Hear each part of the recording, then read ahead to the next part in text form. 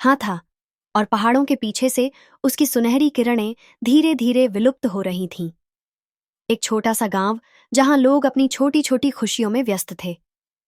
गांव के एक छोर पर जंगल से सटा एक पुराना बगीचा था, जहां अक्सर इरा अपना वक्त बिताती थी। इरा, एक 22 साल की मासूम लड़की जो अपने ख्यालों की दुनिया में खोई रहती थी। उसके घुंघराले बाल, गहरी भूरी आंखें और चेहरे पर हमेशा खिली हुई मुस्कान उसे और भी खास बनाती थी।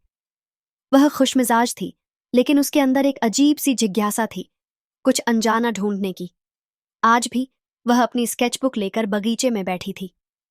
वह पेड़ों, फूलों और पक्षियों की तस्वीरें बनाना पसंद करती थी, लेकिन आज उसे ऐसा लगा जैसे कोई उसे दूर से देख रहा हो।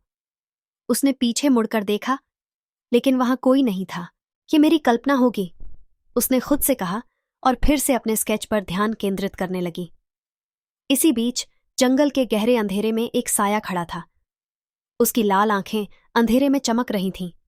वह दिव्यांश था, एक ऐसा शख्स जिसे लोग राक्षस कहते थे। उसकी ताकतें अद्भुत थीं, लेकिन वे उसके लिए एक श्राप थीं। दिव्यांश इंसानों से दूर रहता था। उसके अनुसार इंसान लालची, स्वार्थी और धोखेबाज होते हैं। वह उनसे नफरत करता था, लेकिन आज उसकी नजर ईरा पर पड़ी थी। यह लड़की कौन है? इतनी मासूम, इतनी अलग, उसकी आंखों में डर क्यों नहीं है? दिव्यांश ने खुद से पूछा। वह ईरा को देखता रहा, लेकिन उसके पास जाने की हिम्मत नहीं कर पाया। शाम हो चुकी थी और ईरा बगीचे से घर लौटने लगी। वह जंगल के पास से होकर जा रही थी, तभी अचानक उसका पैर फिसला। वह गिरने ही वाली थी कि किसी ने उसे थाम लिया। ईरा ने सिर उठाकर देखा। उसके सामने एक अजीब आदमी खड़ा था, काले कपड़े, बिखरे बाल और लाल चमकती आंखें। तुम कौन हो? ईरा ने डरते हुए पूछा। तुम्हें इससे फर्क नहीं पड़ना चाहिए, दिव्यांश ने गहरी आवाज में कहा। ईरा ने उसके चेहरे को गौर से देखा। वह डरावना लग रहा था, लेकिन उसकी आंखों में एक अजीब सा दर्द छिपा हुआ था। तुम यहां क्यों हो और मुझसे क्या चाहते हो? ईरा ने हिम्मत करके पूछा। मुझे तुम्हारे सवालों का जवाब देने की जरूरत नहीं है, लेकिन तुम्हें यहां से जाना चाहिए। ये जगह तुम्हारे लिए सुरक्षित नहीं है, दिव्यांश ने कहा। ईरा चुपचाप वहां से चली गई, लेकिन उसके मन में कई सवाल उठने लगे। दिव्यांश जंगल में अपने ठिकाने पर वापस आया। यह एक पुराना और विशाल किला था, जो इंसानों की नजरों से दूर था। वह यहां अकेला रहता था, अपने अतीत के साथ। उसका बचपन खुशहाल था, लेकिन जब उसने अपनी शैतानी शक्तियों को महसूस किया, तो सब कुछ बदल गया। लोग उससे डरने लगे, उसे राक्षस कहा जाने लगा, और धीरे धीरे उसने इंसानों से नफरत करना शुरू कर दिया। मुझे उस लड़की से दूर रहना होगा, मैं उसकी दुनिया का हिस्सा नहीं हूं, उसने खुद से कहा। घर लौटने के बाद ईरा पूरी रात सो नहीं पाई। उसकी आंखों के सामने बार बार वही चेहरा आ रहा था। वो कौन था? उसकी आंखें इतनी अजीब क्यों थीं? और उसने कहा कि ये जगह सुरक्षित नहीं है। आखिर इसका क्या मतलब था? अगली सुबह उसने अपने भाई आदित्य से बात करने की कोशिश की। आदि, कल मैंने जंगल के पास एक अजीब आदमी देखा। उसकी आंखें लाल थीं और वह बहुत अजीब बात कर रहा था। आदित्य ने उसे मजाक में लिया। तुम्हें अपनी कहानियों के शौक को थोड़ा कम करना चाहिए। शायद तुमने कोई सपना देखा होगा। लेकिन इरा जानती थी कि यह सपना नहीं था। वह उस आदमी के बारे में और जानना चाहती थी। दूसरे दिन इरा जंगल की तरफ गई। वह जानती थी कि यह खतरनाक हो सकता है, लेकिन उसकी जिज्ञासा उसे खींचे जा रही थी। जंगल में घुसते ही उसे डर लगने लगा। हर तरफ अजीब सी खामोशी थी। पेड़ों की सरसराहट और पक्षियों की आवाजें भी डरावनी लग रही थीं। चलते चलते उसने एक विशाल और पुरानी इमारत देखी। यह किले जैसा था, जो जंगल के बीच छिपा हुआ था। यह क्या जगह है? ईरा ने मन ही मन सोचा। जैसे ही वह किले के पास पहुंची, अचानक उसे फिर वहीं साया दिखा। तुम यहां क्या कर रही हो? एक गहरी और कठोर आवाज गूंजी। ईरा ने पलट कर देखा। वही लाल आंखें, वही काला लिबास। तुम फिर से? उसने चौंकते हुए कहा। मैंने कहा था, यहां मत आना। यह जगह तुम्हारे लिए नहीं है, दिव्यांश ने गुस्से से कहा। लेकिन तुम कौन हो और मुझसे इतना दूर क्यों रहना चाहते हो? ईरा ने हिम्मत करके पूछा। दिव्यांश कुछ पल चुप रहा। फिर उसने कहा, मैं वो हूं जिसे लोग शैतान कहते हैं। मेरे पास रहोगी तो बर्बाद हो जाओगी। इरा स्तब्ध रह गई। वह समझ नहीं पाई कि यह आदमी सच कह रहा है या मजाक कर रहा है। शैतान? लेकिन तुम इंसानों जैसे दिखते हो, उसने कहा। तुम्हें समझने की जरूरत नहीं है, बस दूर रहो, दिव्यांश ने कहा और अंधेरे में गायब हो गया। ईरा भले ही डर गई थी, लेकिन उसके मन में दिव्यांश को लेकर एक अजीब सी जिज्ञासा और खिंचाव पैदा हो गया था। वह शैतान होने की बात क्यों कर रहा था और उसकी आंखों में इतना दर्द क्यों था? दूसरी ओर दिव्यांश खुद से लड़ रहा था। मुझे उससे दूर रहना होगा, लेकिन क्यों लगता है कि वह मुझे समझ सकती है? अंधकार और मासूमियत का यह पहला टकराव एक नई कहानी की शुरुआत कर चुका था। ईरा के लिए वह रात भी बेचैनी भरी थी। उसका मन दिव्यांश की बातों में उलझा हुआ था। वह सोच रही थी कि आखिर वह कौन हो सकता है। शैतान? ये शब्द बार बार उसके दिमाग में गूंज रहा था। कोई खुद को शैतान क्यों कहेगा? अगर वह सच में शैतान है तो उसने मुझे क्यों बचाया? सुबह का सूरज उगा, लेकिन ईरा के मन की उलझनें खत्म नहीं हुईं। उसने फैसला किया कि वह दिव्यांश के बारे में और जानने के लिए फिर से जंगल जाएगी। दूसरी ओर दिव्यांश अपने किले के अंदर गहरे सोच में डूबा था। यह लड़की कौन है? उसकी आंखों में न डर है न लालच, लेकिन मुझे उससे दूर रहना होगा। मैं उसकी दुनिया का हिस्सा नहीं बन सकता। उसकी मासूमियत मेरी अंधकार भरी दुनिया में नहीं टिकेगी। दिव्यांश का जीवन कभी सरल नहीं था। उसकी शैतानी शक्तियां उसे इंसानों से अलग बनाती थीं। वह न उनकी तरह जी सकता था, न उनसे प्यार कर सकता था। हर बार जब वह किसी इंसान के करीब जाता, उसकी शक्तियां विनाश का कारण बनतीं। प्यार, यह मेरे लिए नहीं है, उसने खुद से कहा। दोपहर तक ईरा ने जंगल जाने का फैसला कर लिया। वह जानती थी कि यह खतरनाक हो सकता है, लेकिन उसकी जिज्ञासा उसे रोके नहीं रख सकी। उसने अपने स्केचबुक और कैमरे के साथ जंगल का रुख किया। जंगल में घुसते ही उसे फिर वही सिहरन महसूस हुई जो उसने पहले अनुभव की थी। पेड़ों के बीच से आती ठंडी हवा और पक्षियों की अजीब आवाजें माहौल को और रहस्यमय बना रही थीं। चलते चलते ईरा फिर से उस किले तक पहुंच गई जिसे उसने पहले देखा था। यह जगह और भी डरावनी लग रही थी। दीवारों पर लटकती बेलें और खंडहर जैसी हालत इसे एक प्राचीन रहस्य से भर देती थी। क्या यह सच में उसका घर है? ईरा ने खुद से पूछा। जैसे ही ईरा किले के अंदर जाने की कोशिश करने लगी, अचानक एक गहरी और ठंडी आवाज गूंजी। मैंने तुम्हें मना किया था, यहां मत आना। ईरा ने पलटकर देखा। दिव्यांश उसके सामने खड़ा था। वही लाल आंखें, वही काला लिबास, लेकिन इस बार उसकी आंखों में गुस्से के साथ चिंता भी झलक रही थी। तुम यहां क्यों आई हो? उसने कठोर स्वर में पूछा। क्योंकि मैं जानना चाहती हूं कि तुम कौन हो, और अगर तुम कहते हो कि तुम शैतान हो, तो यह सच क्यों है? ईरा ने बिना डरे जवाब दिया। दिव्यांश ने गहरी सांस ली। तुम समझ नहीं सकती। मेरी दुनिया और तुम्हारी दुनिया अलग है। तुम्हें मुझसे दूर रहना चाहिए। लेकिन तुमने मुझे बचाया था। अगर तुम सच में इतने बुरे हो, तो तुम मुझे बचाते क्यों? ईरा ने उसकी आंखों में देखते हुए पूछा। दिव्यांश कुछ पल के लिए चुप हो गया। फिर उसने कहा, कभी कभी कुछ चीजें इंसान के बस में नहीं होती। मेरे अंदर अंधकार है, लेकिन तुम्हारी मासूमियत मुझे रोक रही थी। लेकिन इसका मतलब यह नहीं कि मैं अच्छा हूं। जाओ और फिर कभी मत लौटना। ईरा को दिव्यांश की बातों से एक बात समझ में आई।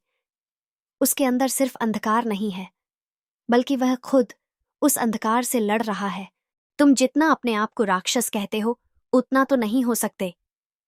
अगर तुम सच में इतने बुरे होते, तो मुझे यहां से भगाने की बजाय मुझ पर हमला कर सकते थे। ईरा ने कहा। तुम कुछ नहीं जानती। मेरी दुनिया में कदम रखोगी तो तुम्हें सिर्फ दुख मिलेगा। मैं तुम्हारे लिए खतरा हूं, दिव्यांश ने सख्ती से कहा। अगर तुम मेरे लिए खतरा होते, तो मुझे अब तक नुकसान पहुंचा चुके होते। मैं तुम्हारे डर के पीछे छुपे सच को जानना चाहती हूं, और मैं इसे जानकर रहूंगी, ईरा ने अपनी बात पर जोर देते हुए कहा। दिव्यांश उसकी दृढ़ता देखकर असमंजस में पड़ गया। यह लड़की इतनी जिद्दी क्यों है? मैं इसे जितना दूर करना चाहता हूं, यह उतना ही करीब आना चाहती है। दिव्यांश ने ईरा को वापस जाने को कहा, लेकिन इस बार उसने उसे जाने से पहले चेतावनी दी।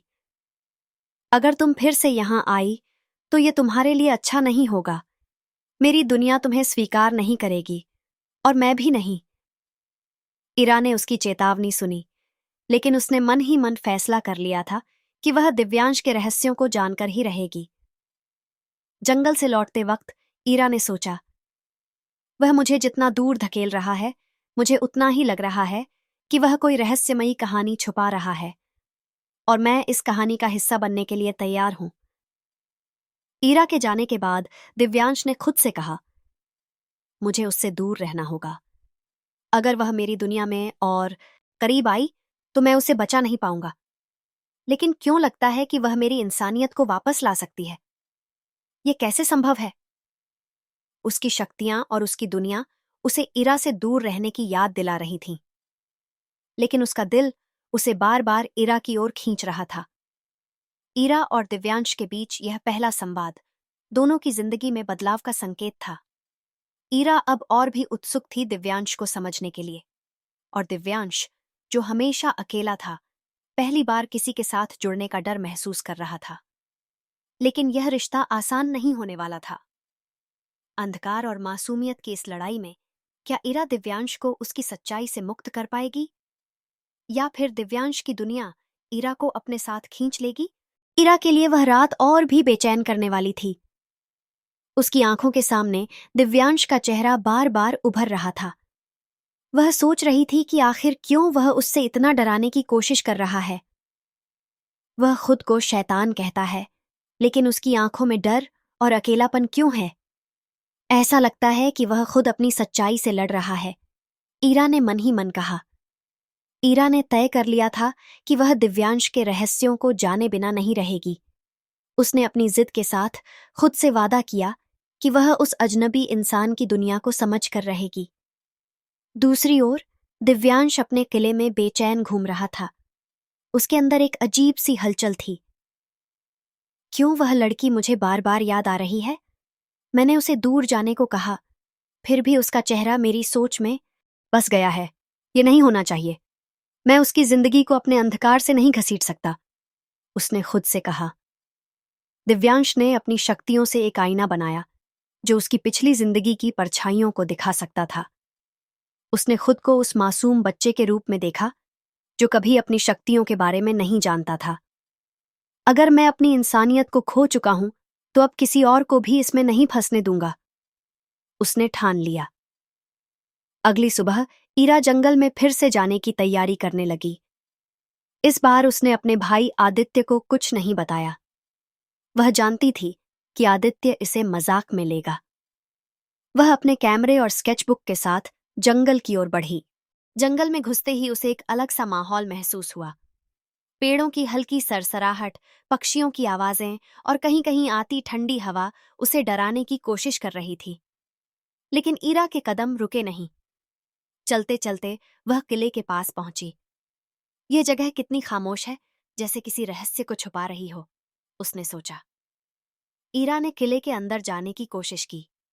जैसे ही उसने दरवाजे को छुआ, अचानक तेज हवाओं का झोंका आया और फिर वही गहरी आवाज गूंजी, तुमने मेरी चेतावनी को नजरअंदाज किया। ईरा पलटी और उसने दिव्यांश को देखा। वह गुस्से में लग रहा था। उसकी लाल आंखें और भी चमक रही थीं। तुम्हें यहां नहीं आना चाहिए था। मैंने कहा था, यह जगह तुम्हारे लिए खतरनाक है, दिव्यांश ने सख्ती से कहा। मैं यहां इसलिए आई हूं क्योंकि मैं तुम्हें समझना चाहती हूं। तुम खुद को शैतान कहते हो, लेकिन तुम्हारे अंदर ऐसा कुछ नहीं है। तुम जितना डराने की कोशिश कर रहे हो, उतना ही लगता है कि तुम खुद किसी दर्द से गुजर रहे हो, ईरा ने सीधे जवाब दिया। दिव्यांश उसकी बात सुनकर चौंक गया। तुम्हें नहीं पता कि तुम किससे बात कर रही हो। अगर तुम मेरी सच्चाई जानोगी तो मुझसे नफरत करोगी, उसने कहा। शायद, लेकिन मैं जानना चाहती हूं। अगर तुम सच में इतने खतरनाक हो तो मुझे अब तक मार चुके होते, लेकिन तुमने ऐसा नहीं किया। क्यों? दिव्यांश ने गहरी सांस ली। क्योंकि मैं खुद से लड़ रहा हूं। मैं वह नहीं बनना चाहता जो मैं हूं, लेकिन मेरी ताकतें मुझे इंसानों से दूर करती हैं। मैं तुम्हें भी अपनी दुनिया का हिस्सा नहीं बनने दूंगा। ईरा ने उसकी आंखों में देखा। तुम्हारी ताकतें तुम्हारे लिए श्राप हो सकती हैं, लेकिन इसका मतलब यह नहीं कि तुम बुरे हो। शायद तुम्हें किसी की जरूरत है जो तुम्हें तुम्हारी सच्चाई का सामना करने में मदद करे। दिव्यांश ने उसकी तरफ देखा। पहली बार किसी ने उसकी तकलीफ को समझने की कोशिश की थी। तुम्हें नहीं पता कि तुम क्या कह रही हो। मेरी दुनिया में आने का मतलब है अंधकार में खो जाना। तुम इसके लिए तैयार नहीं हो। दिव्यांश ने कहा, शायद मैं तैयार नहीं हूं, लेकिन मैं कोशिश करना चाहती हूं। अगर तुम अपने अतीत से लड़ सकते हो तो मैं तुम्हारी मदद करना चाहती हूं। ईरा ने जवाब दिया।